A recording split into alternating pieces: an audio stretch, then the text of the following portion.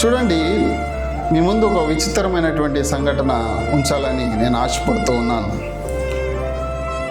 ఒకవేళ మనం నడుస్తున్నటువంటి మార్గంలో ఒక చెత్త చెదారము మురికి ఉన్నట్లయితే, ఆ సమయంలో నువ్వు ఆ మార్గం గుండా వెళుతున్నప్పుడు మనం ఏం చేస్తాం తెలుసా? తక్కువని ఏం చేస్తాం, జోబుల నుండి కర్చీఫ్ తీసి కర్చీఫ్ మన ముఖానికి అడ్డం పెట్టుకొని ఆ మార్గం గుండా ఆ చెత్త చెదారము వెళ్ళిపోయేంత వరకు కూడా అలాగూ అడ్డం పెట్టుకొని నడుస్తూ ఉన్నాం.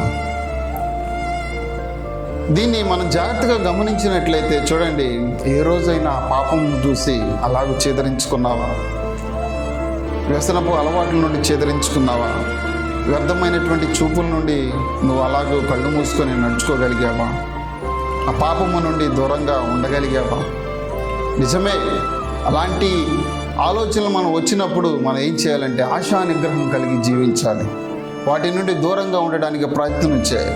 దేవుడు కూడా పదే పదే మనల్ని ఏం కోరుకుంటూ ఉన్నాడంటే, పాపము చేయకు, పాపము నుండి దూరంగా ఉండు, నువ్వు పరిశుద్ధంగా జీవించు, అప్పుడే దేవుని రాజ్యాన్ని స్వతంత్రించుకోగలవు అని దేవుని వాక్యం సెలవిస్తుంది.